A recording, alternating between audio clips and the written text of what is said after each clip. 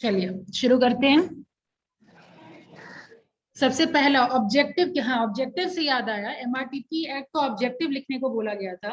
तो MTP, RTP, UTP बस बहुत लोग लिखे हुए हैं, प्रोहिबिट करना होता है ये बताया गया था ना। ऑब्जेक्टिव में लिखा हुआ है एमटीपी, आरटीपी, यूटीपी, उसको क्या माना जाए?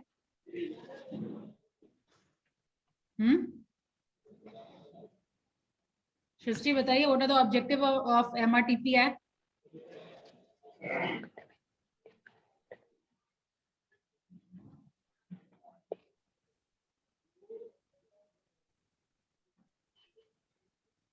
आदित्य, रोशन,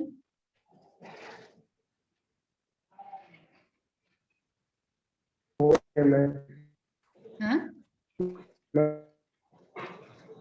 आवाज ब्रेक हो रहा है।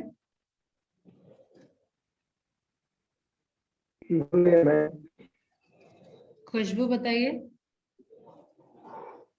Ma'am, unfair trade practices, restricted trade practices. Krishna,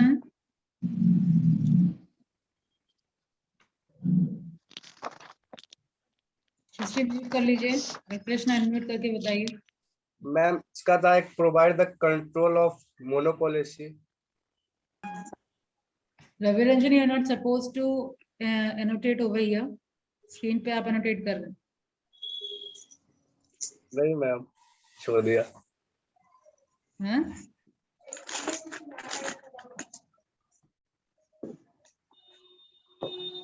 भूल गए?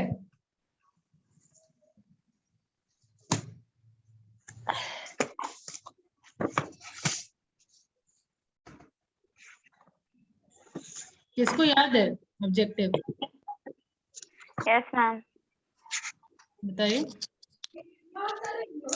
To prohibit or stop the restrictive trade practices, unfair trade practices, monopolistic trade practices, and concentration of economic power.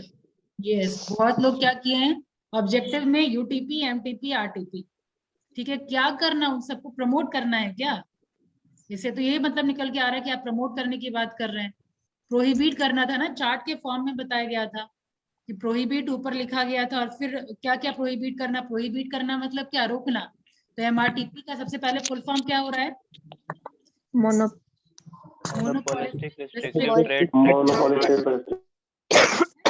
Objective है, टोटल 4 ऑब्जेक्टिव बताया गया था। रोकना, प्रोहिबिट करना, किस किस चीज को प्रोहिबिट करना? अनफेयर ट्रेड प्रैक्टिस को रोकना, ठीक है। रिस्ट्रिक्टिव ट्रेड प्रैक्टिस तो यूटीपी आ गया ना। हाँ, यूज कर लीजिए खुशबू। यस, यूटीपी का फुल फॉर्म होता है अनफेयर ट्रेड प्रैक्टिस, लेकिन इन सबको रोकना है ना। अनफेयर ट्रेड प्रैक्टिस को सब लोग म्यूट कर लीजिए। अब इधर कौन है? चांदनी,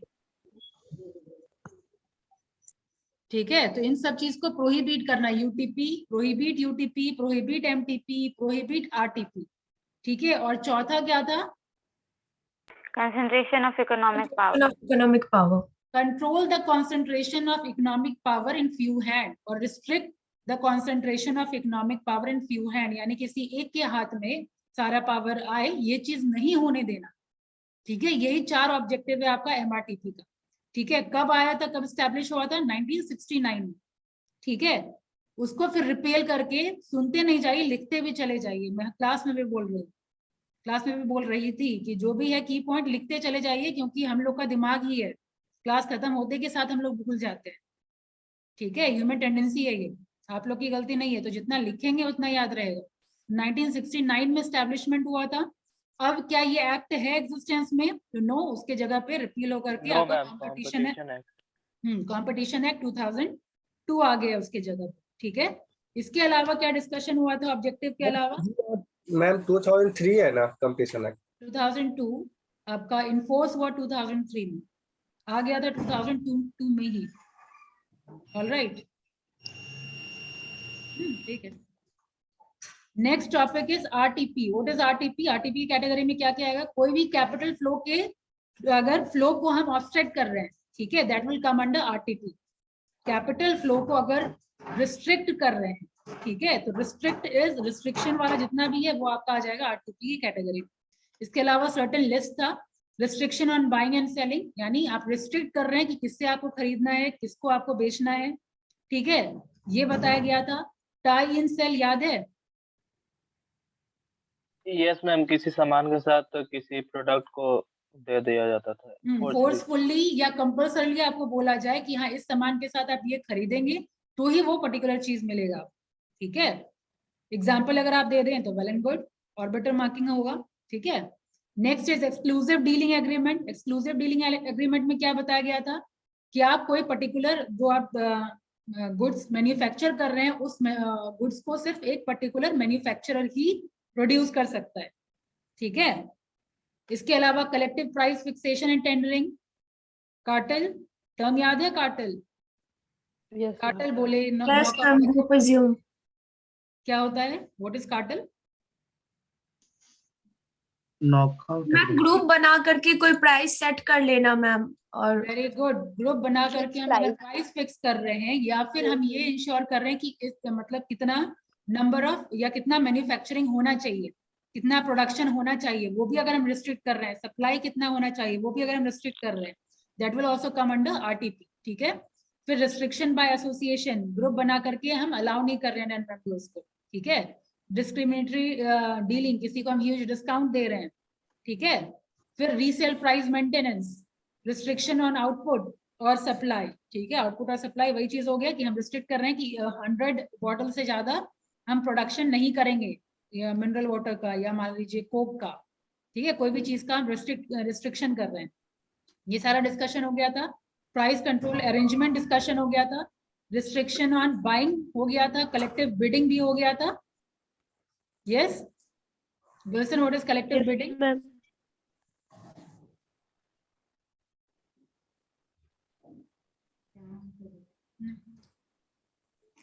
Wilson, question is to you only. Collective bidding.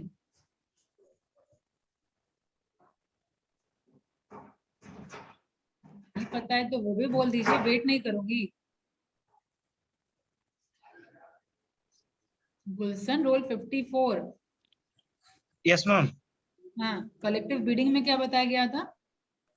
बोली लगाना। नहीं याद है मैम।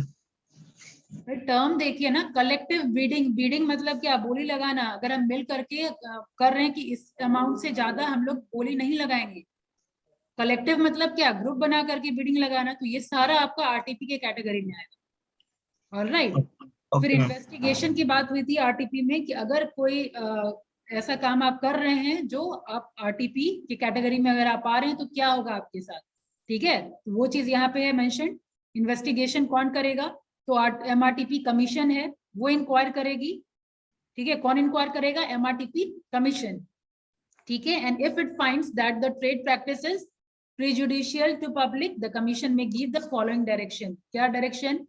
पेनल्टी का तो परमिशन है नहीं, कमीशन के पास पेनल्टी लेने का तो परमिशन है नहीं, तो क्या कर सकती है? बस वो आपको ये बोला जाएगा कि आप ये प्रैक्टिस कंटिन्यू नहीं कर सकते, ठीक है, या फिर एग्रीमेंट को मॉडिफाई करने के लिए आपको बोला जाएगा, ठीक है। ये ध्यान में रखिए कि पेनल्टी का पावर, पेनल्टी लेने का पावर एमआरटीपी कमीशन को नहीं दिया गया है, ठीक है। सर्टेन एक्सेप्शन है, ठीक है, सर्टेन रिस्ट्रिक्शन है एमआरटीपी कमीशन के ऊपर, जो हम लोग आगे डिस्कशन करेंगे। क्लियर? आगे चलिए। यूटीपी के अंदर क्या क्या आता है? यूटीपी अभिषेक कुमार बताएंगे।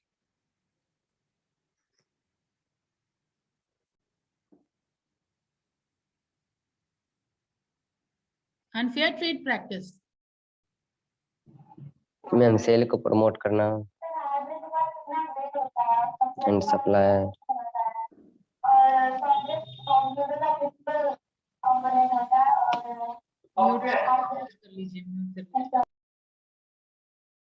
अनफेयर ट्रेड प्रैक्टिस में क्या बताया गया था?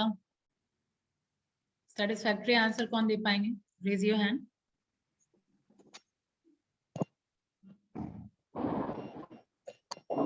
Krishna Kumar, why your camera is off? बताइए। मैम प्रोडक्ट को झूठ बोलकर बेचना, जैसे कि सेकेंड हैंड को फर्स्ट हैंड में कह करके बेचना। Very good. किसी भी तरीके का फॉल्स रिप्रेजेंटेशन आप दे रहे हैं, ठीक है। फॉल्स रिप्रेजेंटेशन वाला जितना भी कैटेगरी है वो अनफेयर ट्रेड प्रैक्टिस के अंदर आएगा। ठीक है, आप फॉल्सली रिप्रेजेंट कर रहे हैं कि ये गुड्स आपका न्यू है, एक्चुअल में सेकेंड हैंड है, सेकेंड हैंड प्रोडक्ट को आप फर्स्ट हैंड बोल करके बेच रहे हैं। ठीक है, इसके अलावा झूठा goods- दिलासा देकर मतलब बेचना यही ना क्या? सामान को? झूठा दिलासा देकर या मतलब उसका हाँ, आप ट्रू रिकमेंडेशन नहीं दे रहे हैं। ठीक है, कुछ भी गलत चीज आप बता करके बेच रहे हैं। तो कोई सामान भी को चीज आप गलत बता करके कोई भी इवन एक आप सिंगल इंफॉर्मेशन गलत आप दे रहे हैं, डिलीवर कर रहे हैं, तो आपका आ जाएगा इस कैटेगरी में। इससे पहले क्या था, आरटीपी में क्या था, हम लोग गलत नहीं बता रहे हैं, हम लोग रिस्ट्रिक्ट कर रहे हैं, लाइक नन मेंबर्स को हम नहीं देंगे। ठीक है, डिस्क्रिमिनेटरी डीलिंग कर रहे हैं, फोर्सफुली हम बोल रहे हैं कि ये खरीदिए, वहां पे कहीं भी फॉल्स रिकमेंडेशन नहीं है। ठीक है, यूटीपी में क्या है, फॉल्स रिकमेंडेशन है, हम गलत बोल करके अगर सामान बेच रहे हैं तो फिर वो आ जाएगा यूटीपी की कैटेगरी। क्लियर? तो यहाँ पे अगेन लिस्ट दिया हुआ है आपका कि अगर हम फॉल्सली बता रहे हैं कि ये पर्टिकुलर स्टैंडर्ड का है, ठीक है, ये ऐसा सोना है, ये स्टैंडर्ड का है, हॉलमार्क है, एकदम शुद्ध सोना है, लंबा चौड़ा बोल रहे हैं, लेकिन है वो उस कैटेगरी का नहीं। ठीक है, तो ये सारा इस कैटेगरी में आएगा। सेकेंड हैंड बता रहे हैं, मतलब सेकेंड हैंड प्रोडक्ट को हम न्यू बता के सेल कर रहे हैं, ये सारा लिस्टेड है जो हम लोग ऑलरेडी कर चुके हैं। वारंटी और गारंटी को हम लोग टेस्ट किए बिना ही उसको बता रहे हैं कि इतने 1 ईयर का गारंटी है, 2 ईयर का गारंटी या वारंटी है, ये सारा हो चुका था। फॉल्स ऑफर याद आ रहा है, सारा रिकॉल करवाया जा रहा है, सीधा मैं उस टॉपिक से शुरू नहीं कर रही हूँ, ये चैप्टर है तो पूरा रिकॉल करते हुए आगे बढ़े।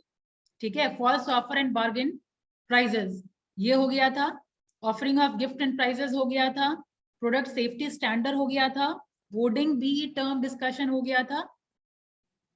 तनुप्रिया, होर्डिंग होर्डिंग भी क्वेश्चन में नहीं था। होर्डिंग क्या होता है तनु? मैम एक बार फिर से बता दीजिए ना। और आपका रोल नंबर नहीं मेंशन है तनु, आपका अटेंडेंस बनेगा कैसे अगर स्क्रीनशॉट लिया भी जाएगा तो? रीनेम करके मैम अपना किसी भी सामान को रोक के रखना। रोक के रखना, आर्टिफिशियल स्कार्सिटी क्रिएट करना मार्केट में। रोक के रखना को और थोड़ा क्लेरिफाई करिए कि हम लोग मार्केट में नहीं करके होर्डिंग कर रहे हैं, यानी अपना स्टॉक में रख रहे हैं, और मार्केट में जब स्कार्सिटी क्रिएट हो जाएगी तब हम हायर प्राइस में सेल करते हैं। ठीक है, फिर मार्केट में निकालते हैं, दैट इज होर्डिंग। ठीक है, तो ये सारा आपका आ जाएगा यूटीपी के कैटेगरी। अगेन रेमेडियल मेजर क्या क्या है, सेम है जो आपका आरटीपी के अंदर था, उसी तरीके से डिसकंटिन्यू करने के लिए बोला जाएगा। एग्रीमेंट को वॉइड बताया जाएगा। ठीक है, it can order that any information, statement और advertisement relating to the UTP shall be disclosed और published as may be specified in the order. यानी जो भी आप कर रहे हैं उसको आपको स्पेसिफाई करना होगा, एडवर्टीजमेंट में मेंशन करना होगा। ये सब आपको इंस्ट्रक्शन दिया जा सकता है कमीशन के थ्रू। यहां तक क्लियर है? यहां तक हो गया था। एमटीपी से करना था हम लोगों को शायद। Yes ma'am. Yes, ma'am. अब आते हैं एमटीपी, तो नाम ही बता रहा है आपका monopolistic trade practice. What do you mean by that धीरज?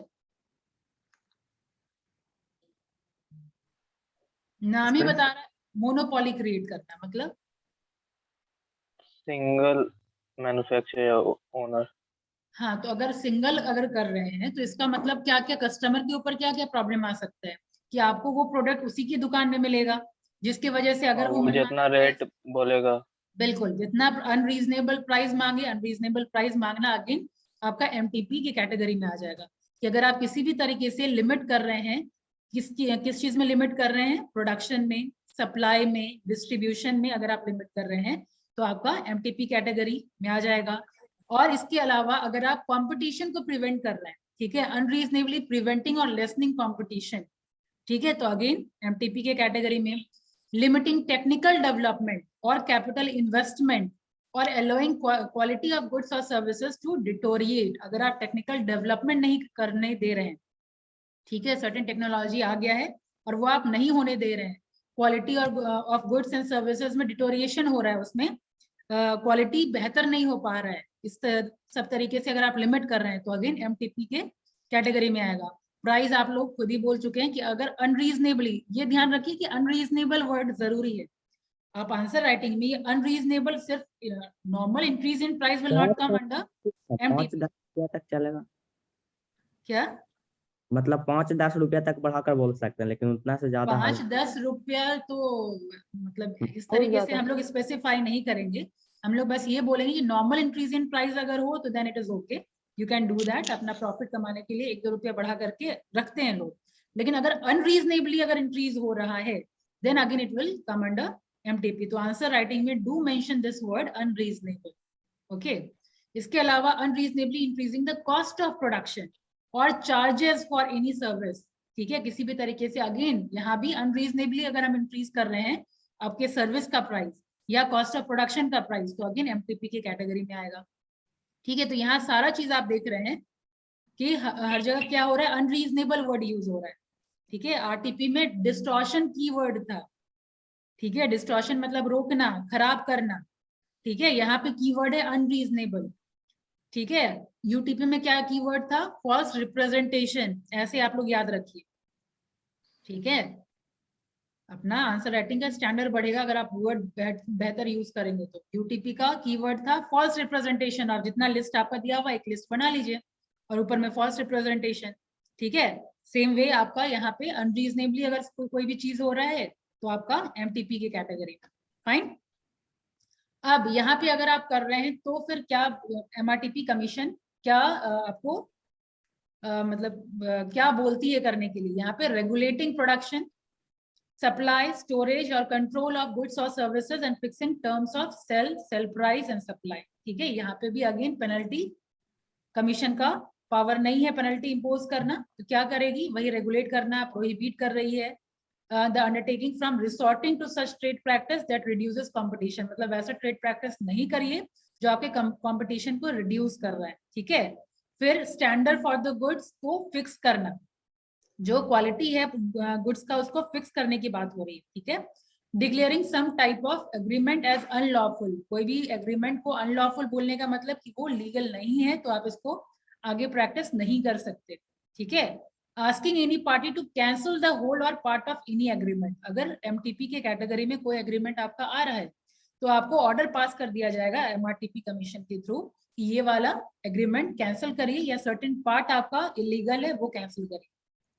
ठीक है, प्रॉफिट रेगुलेट करने की बात हो रही है। ठीक है, रेगुलेट क्वालिटी ऑफ गुड्स और सर्विसेज की बात हो रही है। तो इतना पावर है एमआरटीपी कमीशन के पास कि अगर आप ट्रेड प्रैक्टिस कर रहे हैं जो एमटीपी के कैटेगरी में आ रहा है तो ये सारा रूल्स एंड रेगुलेशन पास हो सकता है एमआरटीपी कमीशन के थ्रू। यहाँ तक क्लियर है मैम?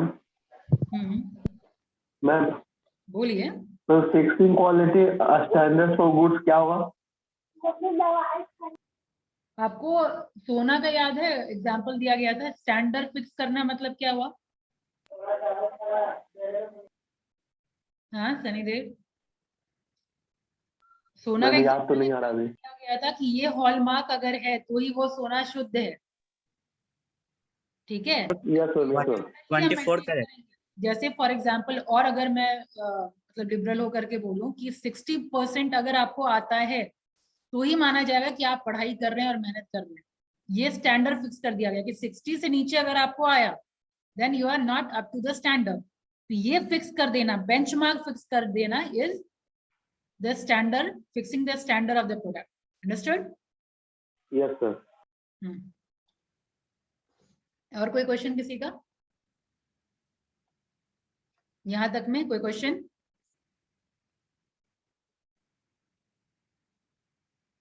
ठीक है, तो आगे बढ़ते हैं। हाँ, वो कॉस्ट ऑफ प्रोडक्शन अगर बढ़ाएगा अनरीजनेबल तो वो तो मैन्युफैक्चरर के लिए फायदा ही होगा, मतलब वो उसके बाद मैन्युफैक्चरर के लिए अपना फायदा प्राइस होगा, बढ़ा सकता है। मैन्युफैक्चरर के लिए मतलब फायदा वो होगा। मैम वो खुद से ना बढ़ा रहा है, मतलब शो करने के लिए। शो करने के लिए तो ऑटोमेटिकली आपका जब कॉस्ट ऑफ प्रोडक्शन बढ़ता है तो आप कॉस्ट क्या कम दाम में बेचेंगे? ऑटोमेटिकली आपका तो प्रोडक्ट भी और तो हाई हाई कॉस्ट कर का होगा। बेचेंगे।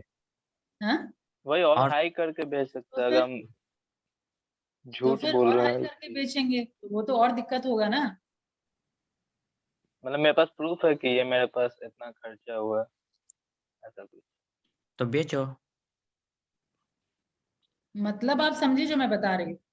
आप अनरीजनेबली कुछ भी कर रहे हैं, चाहे आप कॉस्ट ऑफ प्रोडक्शन कर रहे हैं, अनरीजनेबली प्रॉफिट कमा रहे हैं, अनरीजनेबली अगर आप अपना प्रोडक्ट का दाम हायर रेट पे ले रहे हैं, ठीक है, अनरीजनेबली अगर आप स्टोरेज कर रहे हैं तो वो अनरीजनेबली सर्विसेज कॉस्ट कर रहे हैं, ठीक है, तो ये सारा आ जाएगा आपका एमटीपी के कैटेगरी में।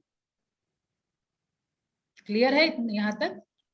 Yes ma'am. जिस मैम इसका मतलब कि जो मतलब गवर्नमेंट या किसी के रूल लगाया होगा कि मतलब इतना आपका प्रॉफिट मार्जिन होगा, इससे ज्यादा आप चार्ज नहीं कर सकते, उस प्रॉफिट मार्जिन के आगे चार्ज करना अनरीजनेबल। हाँ, मैम अब आ जाइए initiation of inquiry by commission. ठीक है, अब कमीशन कैसे इंक्वायरी करती है और किन किन को ये अथॉरिटी है इंक्वायरी बैठाना। ठीक है, तो commission can inquire into any restrictive, unfair or monopolistic trade practice upon receiving a complaint from any consumer or consumer association। ठीक है, यानी कमीशन के पास ये अधिकार है इंक्वायरी बैठाना, जैसे ही उसको कंप्लेंट मिलता है कंज्यूमर से वैसे ही वो एक्टिव हो जाएगी। लेकिन फर्स्ट स्टेप में कमीशन नहीं जाती है, सबसे पहले इन्वेस्टिगेशन करने के लिए DGIR, ठीक है, यहाँ पे on reference made by central और स्टेट गवर्नमेंट। ठीक है, सबसे पहले कंप्लेंट कंज्यूमर से मिला, फिर सेंट्रल गवर्नमेंट के रेफरेंस पे या स्टेट गवर्नमेंट के रेफरेंस पे, और तीसरा कि on an application made by DGIR। अब DGIR का फुल फॉर्म बताया गया था? No ma'am. Director general of investigation and registration. यहाँ देखिए, जहाँ कर्सर मूव हो रहा है वहां देखिए। ठीक है, तो गवर्निंग बॉडी से अगर क्वेश्चन आता है तो गवर्निंग बॉडी दो ही है MRTP एक्ट में, एक आपका MRTP कमीशन और दूसरा डायरेक्टर जनरल। ठीक है, तो क्या है, कमीशन फर्स्ट स्टेप में कंप्लेंट मिलते के साथ कमीशन नहीं जाती है इंक्वायरी के लिए, सबसे पहले इन्वेस्टिगेशन का अथॉरिटी है इसका डायरेक्टर जनरल। ठीक है, तो ये ध्यान रखिए। तो गवर्निंग बॉडी में क्या बताया गया है, MRTP कमीशन जो होंगे वो कैसे होने चाहिए, उसकी क्वालिफिकेशन की बात हो रही है। ठीक है, तो central government wields its power under section 5 of the MRTP act. As per the MRTP act commission it is to consist a chairman, यानी MRTP कमीशन में कितने लोग रहेंगे, सबसे पहले एक चेयरमैन होने चाहिए। ठीक है, 2 से कम लोग तो नहीं होने चाहिए और 8 से अधिक नहीं होने चाहिए। ठीक है, यानी 2 to 8 पीपल रहेंगे उसमें कमीशन में, एक चेयरमैन होंगे, और चेयरमैन की क्वालिफिकेशन क्या होनी चाहिए, the chairman shall not be person who has been और is qualified to be a जज ऑफ द हाई कोर्ट और द सुप्रीम कोर्ट। ठीक है, जो हाई कोर्ट और सुप्रीम कोर्ट का जो क्वालिफिकेशन है, सेम क्वालिफिकेशन चेयरमैन का भी होना चाहिए। ठीक है, अब टेन्योर की बात करें, टेन्योर मतलब क्या हुआ, कितने साल तक वो रह सकते हैं। जैसे मान लीजिए श्वेता को चेयरमैन बनाया गया, ठीक है, तो कितने साल तक वो चेयरमैन रह सकती है, तो टोटल 5 इयर्स तक ही वो रह सकती है।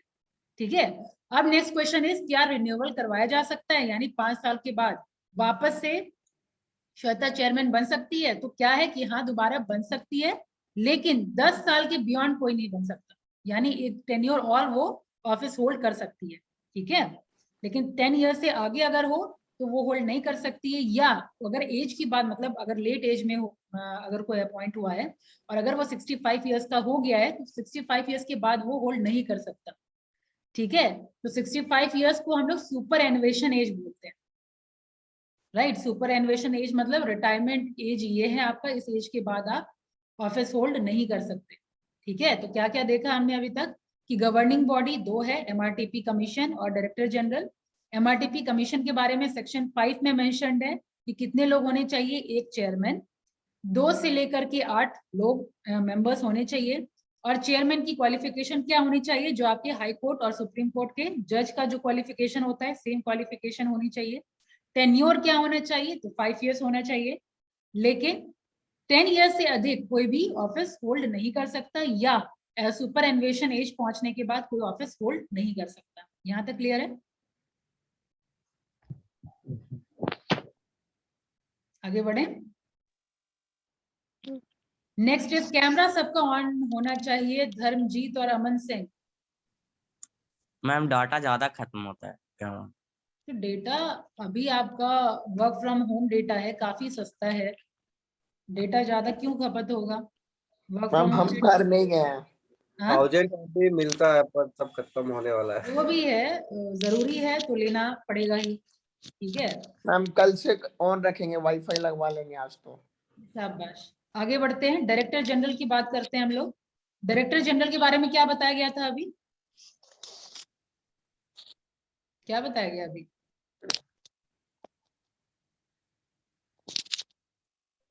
क्या बताया गया डायरेक्टर जनरल? हाँ, फर्स्ट इंक्वायरी करने का पावर डायरेक्टर जनरल का है। फर्स्ट मतलब पहले तुरंत कंप्लेंट मिलने के साथ आपका एमआरटीपी कमीशन नहीं जाती है, पहले आपका डायरेक्टर जनरल के पास पावर है इन्वेस्टिगेट करने का। तो क्या लिखा हुआ है? The central government has also appointed director general of investigation and registration. The main function of director general is to make preliminary investigation before an inquiry by the MRTP commission। दिया हुआ कि हम लोग पहले मेन फंक्शन क्या है, director general पहले preliminary investigation करेगा before the inquiry by the MRTP commission, and to maintain a register of agreement required to be registered under the act. ठीक है, एक्ट के अंदर जो दिया गया है एग्रीमेंट बनाने का, वो रजिस्टर आपको मेंटेन करना है। ठीक है, DGIR। अब क्वेश्चन ये भी आ सकता है कि डायरेक्टर जनरल को या एमआरटीपी कमीशन को कौन अपॉइंट करता है? Government, central government. Central government. अब नेक्स्ट टॉपिक आपका है power of the commission. Commission का क्या क्या पावर है, यानी क्या क्या वो कर सकती है। ठीक है, पावर ऑफ द कमीशन में जैसे मान लीजिए कस्टमर कंप्लेन किया, अब आपके पास सर्टेन अधिकार है ना, लाइक फॉर एग्जांपल सीआर के, मतलब छोटे पैमाने पे आते हैं, सीआर की बात करते हैं क्लास में, तो क्या सीआर को ये अधिकार दिया गया है कि कोई क्लास में बदमाशी करे तो एकदम जड़ दीजिए सबको? No ma'am. सर्टेन रिस्ट्रिक्शन है, लेकिन हाँ कुछ पावर दिया गया है कि आप कंप्लेन कर सकते हैं, नाम आप मतलब डिसिप्लिनरी रजिस्टर में आप लिखा सकते हैं। ठीक है, सर्टेन पावर दिया गया है। सेम वे आपका एमआरटीपी कमीशन को भी पावर दिया गया है सेंट्रल गवर्नमेंट के द्वारा। ठीक है, तो power of the civil court under the code of civil procedure क्या क्या है? समनिंग और enforcing the attendance of any witness and examining him on oath. कहने का मतलब समनिंग मतलब क्या हुआ? बुलाना। ठीक है, बुलाना। ठीक है, समनिंग आप टर्म भी यही यूज करेंगे आंसर राइटिंग में। ठीक है, समनिंग ही यूज करते हैं, कभी भी लीगल टर्म में बुलाना, अगर आप पार्लियामेंट के सेशन की बात करें वहां पे भी अगर मतलब मीटिंग बुलाने को हम लोग समनिंग टर्म ही यूज करते हैं। ठीक है, तो summoning and enforcing the attendance of any witness, जो भी विटनेस है उसको बुलाने का अधिकार कमीशन के पास है। ठीक है, वो विटनेस को बुला सकती है, ये पावर दिया गया है। Discovery and production of any document और other material object producible as evidence, यानी कोई भी डॉक्यूमेंट ऐसा आप नहीं बोल सकते ये सीक्रेट डॉक्यूमेंट है and I will not show you. Understood? ये नहीं आप कह सकते। अगर आप विटनेस है तो अगर आपसे मांगा जा रहा है कोई भी डॉक्यूमेंट तो आपको वो पेश करना होगा, वो देना होगा। ठीक है, फिर reception of evidence on affidavit. Even affidavit बहुत लोग बनवाने से हिचकिचाते हैं, तो ये एफिडेविट भी वो मांग सकती है कमीशन कि हमको एफिडेविट में अपना एविडेंस दीजिए। ठीक है, requisition of any public record from any court. क्या एफिडेविट है क्या? क्या क्या होता है? एफिडेविट क्या होता है? एफिडेविट होता है कि आप एक कभी कुछ कोई चीज का एफिडेविट नहीं करवाया, लॉ का सर्टेन पेपर होता है, उसमें मोहर वगैरह होता है वकील का, जो कि इंश्योर करता है कि ये डॉक्यूमेंट आपका लीगल है। ठीक है, जो आप कोर्ट में पेश कर सकते हैं। अंडरस्टूड? तो उसको हम लोग एफिडेविट कहते हैं। आगे बढ़िए, issuing of any commission for examination of witness.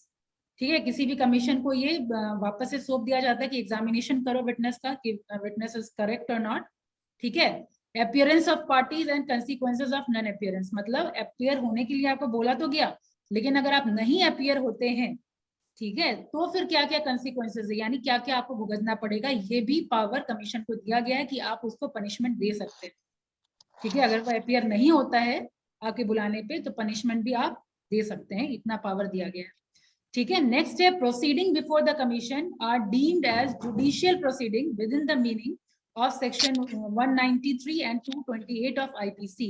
Indian penal code कहते हैं आईपीसी को, इसके अंदर जेल का भी प्रोविजन है।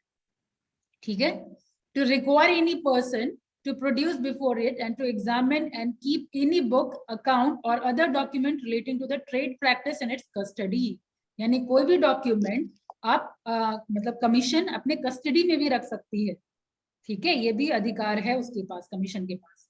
To require any person to furnish such information with respect to the trade practice as may be required, or such other information as may be in his possession in relation to the trade carried on by any other person. ठीक है, कोई भी information furnish करना मतलब क्या, अगर मांगा जाता है तो वो पर्सन को फर्निश करना पड़ेगा, यानी प्रोड्यूस करना पड़ेगा.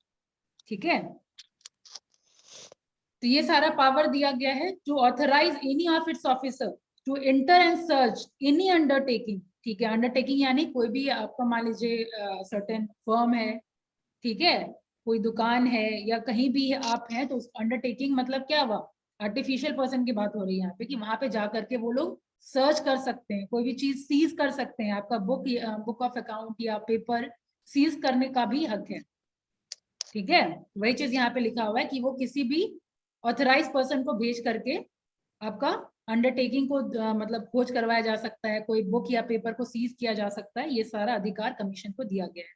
ठीक है, if the commission suspect that such book or paper are being or may be destroyed, mutilated, altered, falsified or secreted, कहने का मतलब कि अगर आपका मतलब सस्पेक्ट अगर किया करेगी कमीशन, मतलब अगर थोड़ा बहुत भी शक हुआ कमीशन को आपके ऊपर कि आप वो डॉक्यूमेंट को गलत तरीके से कुछ अल्टर कर रहे हैं या फिर आप उसको डिस्ट्रॉय कर रहे हैं, तो अगेन सीज करने का अधिकार कमीशन के पास है.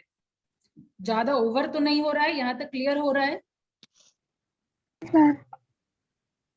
आगे चलिए. The commission has the power to order compensation and damage. ठीक है, कमीशन के पास कंपनसेशन, यहाँ पेनल्टी की बात नहीं हो रही है, कंपनसेशन की बात हो रही है. ठीक है, जितना आप मतलब आपकी वजह से जो भी डैमेज हुआ है, ठीक है, कंपनसेशन मतलब क्या हुआ, क्षतिपूर्ति.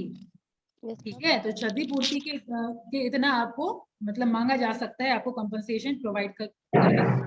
ठीक है, if a person is found to be indulged in unfair यानी एमटीपी, यूटीपी और आरटीपी के अंतर्गत अगर आ रहा है या इंडल्ज हो रहा है, तो आपसे कंपनसेशन या डैमेज को भुगतान करने के लिए बात हो सकती है, करने को कहा जा सकता है. ठीक है, an application can be made to the commission for awarding compensation for loss or damage suffered due to such trade practice. ठीक है, एक एक मीनिंग क्लियर है पावर का. सबके पास मॉड्यूल है, एक बार रीडिंग दे दीजिएगा, और जिसको लग रहा है कि हाँ इंग्लिश में प्रॉब्लम है, तो ब्रैकेट में उसी जगह आप अपनी लैंग्वेज में लिख सकते हैं जो भी एक्सप्लेनेशन अभी हो रहा है. ठीक है, और आंसर थोड़ा प्रैक्टिस करिए लिखने का. अच्छा वर्ड्स वगैरह यूज करिए, वो कैब आप ये भी काम कर सकते हैं, मतलब आपको आपके पेपर देखने के बाद कुछ आइडिया आ रहा था कि क्या क्या सजेस्ट और कर सकती हूँ. जैसे हर चैप्टर के बाद कुछ वर्ड है जो आप आंसर राइटिंग में जैसे अभी का चैप्टर अगर मैं बात करूं तो क्या क्या कीवर्ड बताया गया है, तो आप लास्ट में वो कैब बना करके लास्ट पेज में लिख सकते हैं, लाइक अनरीजनेबल. ठीक है, फिर मतलब एमटीपी में अनरीजनेबल, यूटीपी में फॉल्स रिप्रेजेंटेशन, आरटीपी में आपका डिस्टॉर्शन, अभी बताया गया समनिंग. ठीक है, तो ये सबसे क्या होगा, अगर आप आंसर राइटिंग में ये सब वर्ड यूज करते हैं तो आंसर राइटिंग और बेहतर इनहांस होगा आपका. ऑलराइट, अब आगे बढ़ते हैं. Restriction on the power of commission. ठीक है, restriction on power of the commission कहने का मतलब कि क्या क्या, अभी तक तो पावर का डिस्कशन हो रहा था, कमीशन के पास क्या क्या पावर है, लेकिन अब बात हो रही है कि क्या क्या रिस्ट्रिक्शन है, यानी क्या क्या कमीशन नहीं कर सकती है और किसके ऊपर कमीशन इंक्वायर नहीं कर सकती. ठीक है, यानी कौन एमआरटीपी एक्ट के अंदर उसको छूट दिया गया है. ठीक है, तो सबसे पहले छूट की अगर मैं बात करूं, the commission can not restrict any right attach to the patent, यानी पेटेंट होल्डर के ऊपर आप किसी भी तरीके का रिस्ट्रिक्शन नहीं डाल सकते. ठीक है, it can not order in respect of condition attach by patent holder to his licensee in India. और दूसरा, कोई भी फर्म अगर इंगेज है प्रोडक्शन में, सप्लाई में, डिस्ट्रीब्यूशन में और control of goods for export effectively cannot be restrained by the commission. समझ आया, यानी इंडिया के अंदर आप अगर कोई भी प्रोडक्शन, सप्लाई, डिस्ट्रीब्यूशन और कंट्रोल कर रहे हैं तो you will come under MRTP है, डिस्टर्बेंस हो रहा है। सृष्टि म्यूट रखिए। हाँ, क्या डिस्कशन हो रहा था कि अगर आपका इंडिया के बाउंड्री के अंदर अगर आप प्रोडक्शन, सप्लाई, डिस्ट्रीब्यूशन में या कंट्रोल में अगर कोई आप फॉल्स रिप्रेजेंटेशन कर रहे हैं, then you will be coming under MRTP act. But if you are exporting, then exporting is exclusive in this condition. MRTP act के अंदर एक्सपोर्ट अगर आप कर रहे हैं तो वो आप कमीशन के रिस्ट्रेंट में नहीं आएंगे। क्लियर? क्लियर? Yes ma'am. आगे बढ़िए। ट्रेड यूनियन, कोई क्वेश्चन नहीं है ना? नेक्स्ट है आपका ट्रेड यूनियन। ठीक है, ट्रेड यूनियन भी आपका MRTP कमीशन के अंदर नहीं आएगा। ट्रेड यूनियन हो गया, गवर्नमेंट अंडरटेकिंग हो गया, engaged in defense production do not come under the preview of MRTP Act। ठीक है, इसके अलावा जो जजमेंट हाई कोर्ट का होगा are binding the MRTP commission. मतलब MRTP कमीशन के पावर तो दिया गया है, लेकिन हाई कोर्ट का जो जजमेंट होगा वो MRTP कमीशन को मानना पड़ेगा, उसके ऊपर बाध्य होगा। बाइंडिंग मतलब क्या होता है? MRTP कमीशन के ऊपर बाध्य है, मतलब मानना पड़ेगा। ठीक है, it has no power to impose penalties, though it can only issue cease and desist order and can order compensation। अभी बात हुई थी कि पेनल्टी इंपोज करने का अधिकार MRTP कमीशन के पास नहीं है, लेकिन हाँ वो सीज कर सकती है, यानी छीन सकती है, और कंपनसेशन के लिए भी ऑर्डर पास कर सकती है। ठीक है, तो इतना रिस्ट्रिक्शन आपका MRTP कमीशन के ऊपर है। और यहाँ तक ही था आपका MRTP का कंप्लीट चैप्टर। बाकी आप लोग रीडिंग दे दीजिएगा, इतना ही है MRTP एक्ट में। ठीक है, लास्ट में आउटलाइनिंग लिख लीजिएगा। MRTP objective, UTP, MTP, RTP को डिफाइन कर लेना है। ठीक है, उसके बाद पावर ऑफ कमीशन आपको बताना है। ऑलराइट, उसके बाद रिस्ट्रिक्शन। इतना ही आपका की नोट्स है MRTP में। ठीक है, clear? Yes ma'am. Yes ma'am. दे दीजिएगा, मुझे ये लगना चाहिए। अगर कोई डाउट होगा तो नेक्स्ट क्लास में पूछ सकते हैं आप लोग।